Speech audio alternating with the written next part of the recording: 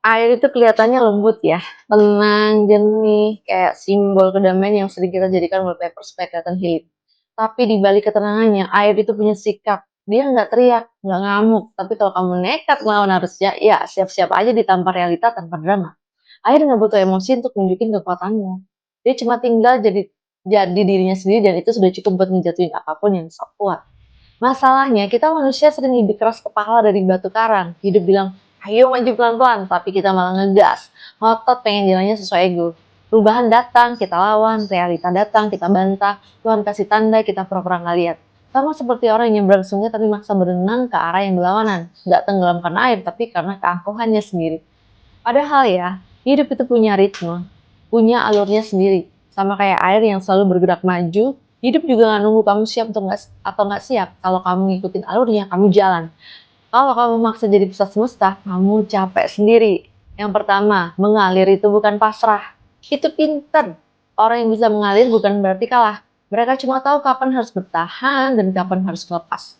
Air nggak pernah protes kalau jalannya ditutup batu. Dia tinggal muter, cari celah, selanjut. Kalau kamu masih ngotot harus lewat jalan yang sama, padahal buntu, ya itu bukan prinsip. Itu kepala batu. Yang kedua, lembut itu bukan lemah. Air lembut di tangan, tapi dia bisa melubangi batu sampai habis loh. Sama kayak hati yang tetap baik meski sering disakitin. Kekuatan itu bukan soal suara paling keras atau amarah paling meledak. Kekuatan itu justru yang hening, yang tertib, yang nggak perlu pamer. Kalau kamu masih mikir, aku harus galak biar dihargai. Mungkin kamu cuma belum pernah lihat air meruntuhkan tebing. Yang ketiga, melawan arus. Ya, tenggelam dalam ego sendiri. Yang bikin orang karam itu bukan airnya, tapi dirinya sendiri. Rasa paling benar, paling tahu, paling suci, paling tersakiti. Padahal hidup cuma ngasih satu pesan. Belajarlah, jangan keras kepala. Tapi kalau kamu masih suka nolak nasihat, ya siap-siap minum air kehidupan sambil kesendak harga diri. Yang keempat, ikhlas itu cara air bertahan. Air nggak drama waktu jalannya ketutup. Dia nggak minta dunia meratakan tanah, dia cukup menyesuaikan diri. Ini bukan lemah, ini cerdas. Begitu juga ikhlas, bukan menyerah, tapi mengurangi perlawanan terhadap hal-hal yang memang nggak bisa kamu paksa.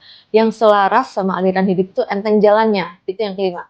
Ketika kamu berhenti ngotot, mengatur apa yang memang berada di luar kendalimu, kedamaian itu akhirnya nongol. Kamu jadi peka sama waktu, paham tanda-tanda, dan ngerti kapan harus bergerak atau berhenti.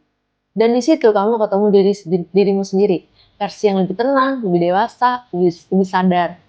Kalau hidupmu selama ini rasanya berat banget, mungkin bukan karena masalahnya besar, mungkin karena kamu terus-terusan ngelawan arus yang sebenarnya cuma minta kamu ngalir.